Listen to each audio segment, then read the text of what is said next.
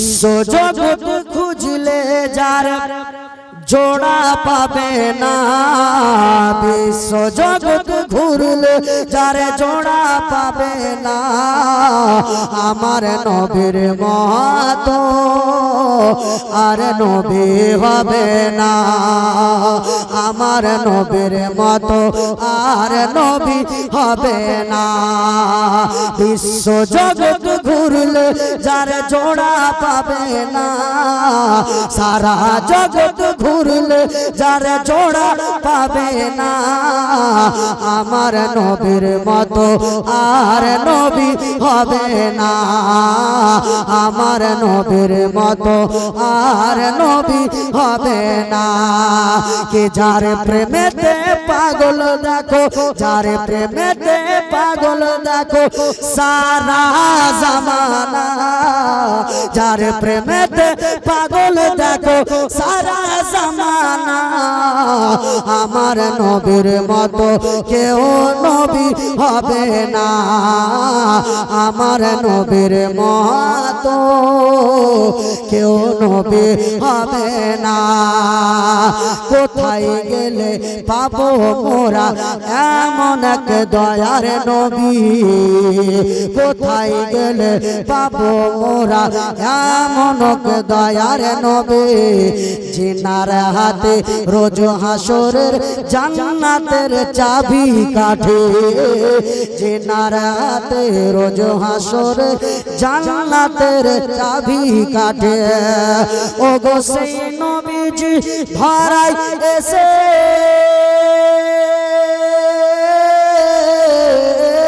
ওই নবীজি ধরাই এসে, ওই নবীজি ধরাই এসে দিলেন খোদার ঠিকানা, এমন নবী হয়নি হতে পারে না।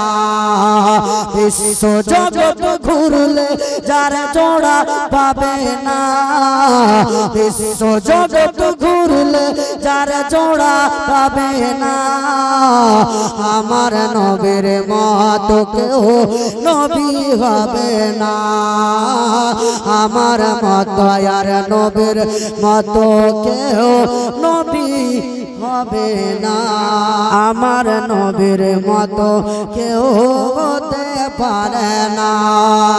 হাসছে আকাশ খেলছে বাতাস গাইছে পাখি নবীর নাম, আপন মনে খোদার ধ্যানে পড়ে তারা শুভ শাম, আপন মনে খোদার ধ্যানে পড়ে তারা শুভ শাম।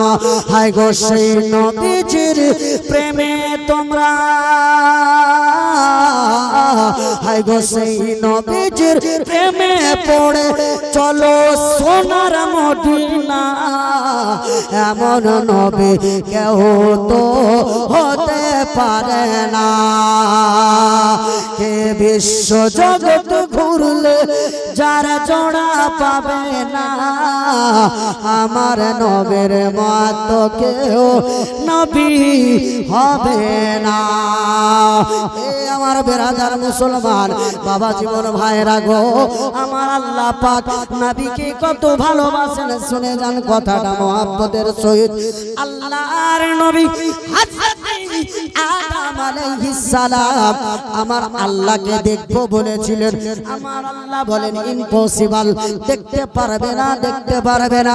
হযরত নূহ আলাইহিস সালাম বলেছিলেন আল্লাহ আপনাকে দেখবো, হযরত মুসা বলেছিলেন আল্লাহ আপনাকে দেখবো, হযরত ঈসা বলেছিলেন আল্লাহ আপনাকে দেখবো। আমার আল্লাহ হযরত আদম থেকে নিয়ে হযরত ঈসা পর্যন্ত সব নবীকেই বললেন না না তোমরা আমাকে দেখতে পারবে না, কিন্তু বাহারে মুস্তাফা আমেনার বেটা আজকে উম্মে হানির ঘরে শুয়ে আছেন, আর আমার আল্লাহ বলেন জিবরাইল যাও যাও, সব নবী আমি আল্লাহকে দেখবো বলেছিল, কিন্তু আমি কাউকে নিজের দেখা দেয়নি, আমি আল্লাহ কাউকে আমার সাক্ষাৎ করাইনি। কিন্তু জিবরাইল রে আমার নবী উম্মতের মায়ায় রাত্রে কেঁদেছে, উম্মতের মায়ায় দিনের বেলা কেঁদেছে। কোন সময় উম্মত ছাড়া কোন মুখের মধ্যে কথা আসেনি। আমার নবী যখনই দোয়া করেছে, মাওলা আমার গুনাহগার উম্মতের কি হবে, আমার গুনাহগার উম্মতের কি হবে। রে জিবরাইল সেই উম্মতের মায়াবী কান্ডারি নবীকে যাও যাও আমি আল্লাহ দেখিব, আমার দরবারে নিয়ে এসো। কোন নবী দেখতে চাইলে আল্লাহ বলেন না, দেখতে পারবে না, ক্ষমতা নাই। আর আমার আল্লাহ নবীকে এত পাওয়ার দিলেন, নবীকে এত শক্তি দিলেন। যাও জিবরাইল যাও আমার নবীকে নিয়ে এসো, আমি আমার নবীকে দুই নয়নে দেখব। তাই বলবো চিতড়ে গ্রামের বসে থাকা মুসলমানকে اللهم صل على سيدنا محمد وبارك وسلم صلاة وسلام عليك سيدي يا رسول الله صلى الله تعالى عليه وسلم। বিরাদার মুসলমান বাবা জীবন ভাইরা, আপনাদেরকে আমি বলতেছি কি নবীর শান। হযরতে মুসা আল্লাহর পয়গম্বর, আল্লাহর নবী, তিনি বলছেন মাওলা আমি আপনার কাছে এতটাই সম্মানীয় নবী, আমার চাইতে হয়তো ইজ্জত সম্মান কাউকে আপনি দেননি। আমার আল্লাহ বলেন এ মুসা সাবধান হয়ে যাও, যতটা মান দিয়েছি, সম্মান দিয়েছি, ইজ্জত দিয়েছি, তাতেই তুমি খুশি হও। আমি আল্লাহর ওয়াহদানিয়াতের এলান করো, আমি আল্লাহর ওয়াহদানিয়াতের প্রচার করো। তার সাথে সাথে আমার নবীকে বেশি বেশি করে স্মরণ করো, আমার নবীর নামটা বেশি প্রচার করো। এই সময় হযরতে মুসা বললেন আল্লাহ তিনি কে? আপনার জিকিরের সাথে সাথে তার জিকির করতে বলছেন, আপনার ওয়াহদানিয়াতের এলানের সাথে সাথে তার প্রচার করতে বলছেন, তিনি কে?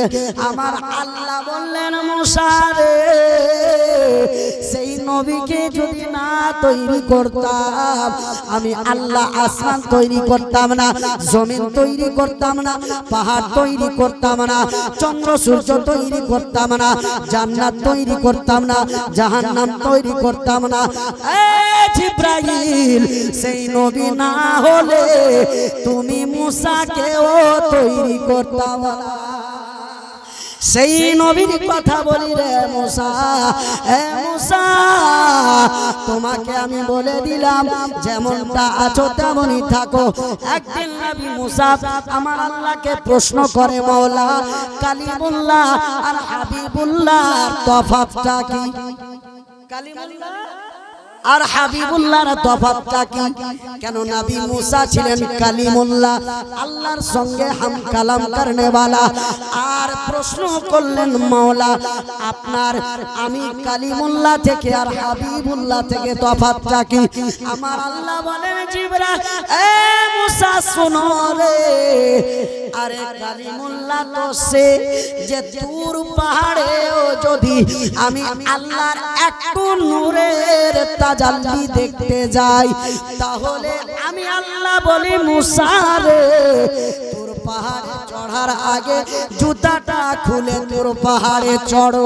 আর আমার হাবিবুল্লাহ তিনি পাহাড় নয়, মক্কা মদিনার গলি নয়, মুলকে শাম নয়, মুলকে আমানে নয়, পৃথিবীর সব জায়গাকে ত্যাগ করে সাত তাবাক আসমান পার করে আমি আল্লাহর আরশে আজিমে যখন জুতা খুলতে চাইলো, আমি আল্লাহ বললাম হাবিবুল্লাহ আপনি তো কালিমুল্লাহ নয়, যেই কালিমুল্লাহকে আমি আল্লাহ তোর পাহাড়ে জুতা খুলে চড়তে বললাম, আপনি হলেন হাবিবুল্লাহ।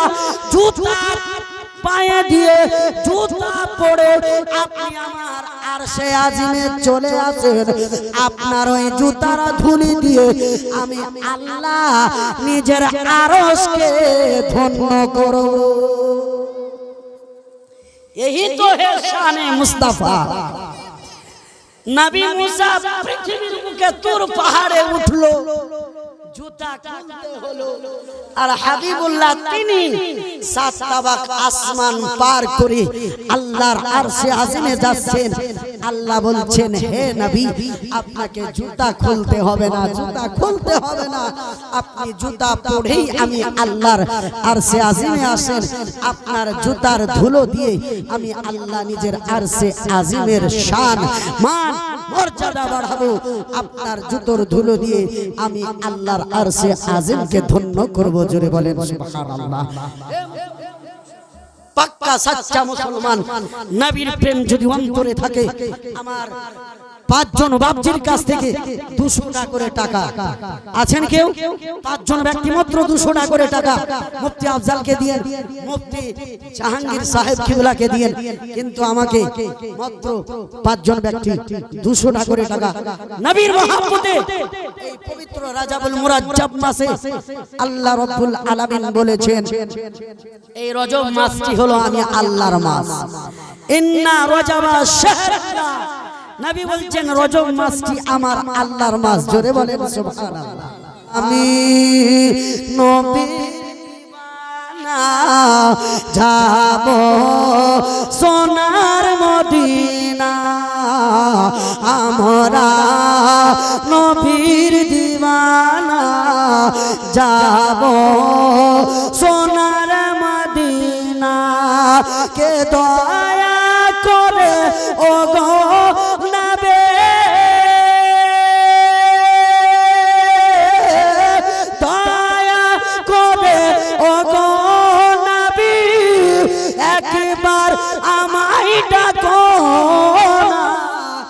আমরা নবীর দিওয়ানা যাব সোনার মদিনা। জিবরাইল আমিন নবীর কাছে আসলেন, ইয়া রাসূলুল্লাহ হযরতে আদম থেকে জিবরাইল আমিন আল্লাহর নবীর কাছে এসে বলছেন ইয়া রাসূলুল্লাহ হযরতে আদম আলাইহিস সালাম থেকে নিয়ে হযরতে ঈসা পর্যন্ত কত নবীর কাছে এলাম গেলাম, কিন্তু নবী গো প্রতিপালক খোদার কসম খেয়ে বলি আপনার হযরতে আদম থেকে নিয়ে ঈসা পর্যন্ত আপনার মতো কাউকে দেখতে পাইনি। জোরে বলেন সুবহানাল্লাহ। তাই ছন্দের মধ্যে কবি বলছেন আমি নবীর দিওয়ানা যাব সোনার মদিনা, কে জিবরিল বলেন ইয়েসে প্রিয় নবীর দারে, দেখিলাম কত নবী রাসূল এসে ধরার বুকে, জিবরিল বলেন ইয়েসে প্রিয় নবীর দারে, দেখিলাম কত নবী রাসূল এসে ধরার বুকে, আপনার মতো গোলাপে আপনার মতো গোলাপি কাউকে আমি পেলাম না, আপনার মতো গোলাপি কাউকে আমি পেলাম না। এবার আল্লাহ জিবরাইল আমিনকে ডাক দেয়, বলছেন আল্লাহ বলেন জিবরাইলকে পবিত্র মেরাজের রাতে, আল্লাহ বলেন জিবরাইলকে পবিত্র মেরাজের রাতে, আমার হাবিব আরাম করেন উম্মে হানির ঘরে, নিয়ে এসো আদবের সাথে, নিয়ে এসো আদবের সাথে, করবো আলাপ আলোচনা, নিয়ে এসো আদবের সাথে, করব আলাপ আলোচনা। আল্লাহ বলেন জিবরাইল নিয়ে এসো আমার নবীকে, আমার নবীর সঙ্গে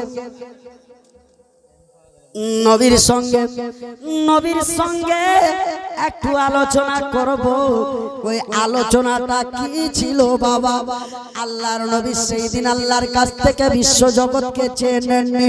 আমার আল্লাহর নবী যখন বাবা বোরাক আসলো, 70 থেকে 72 হাজার ফারিস্তার দল আসলো, ওই বোরাকের ওপর চাপতে যাবেন, হঠাৎ করে আমার নবীর চোখ দিয়ে ঝরঝর করে পানি। কিন্তু তার আগে 1 মিনিট একটা কথা আপনাদেরকে জানাই বাবা। জিবরাইল আমিন যখন এসেছিলেন নবীর কাছে হযরতে উম্মে হানির ঘরে, জিবরাইল আমিন দেখলেন নবীর চোখ বন্ধ। বেয়াদবি করব না, নবীকে উঠাবো কি করে? আল্লাহকে দরখাস্ত করে, মাবুদ আপনার হাবিব আরাম করেন, আমি কেমন করে জাগাবো? আমার আল্লাহ বলেন, জিবরাইল রে, তোমার ঠোঁট আমি তৈরি করেছি কাফুর দিয়ে, আর নবীর চেহারা তৈরি করেছি নূর দিয়ে, নবীর বডি তৈরি করেছি নূর দিয়ে। ওই কফুর মাখা ঠোঁট দিয়ে নবীর পদতলে চুম্বন দিয়ে দাও, আমার নবী শীতলতা অনুভব পাবে, আর আমার নবী জেগে যাবে। নারায়ণ।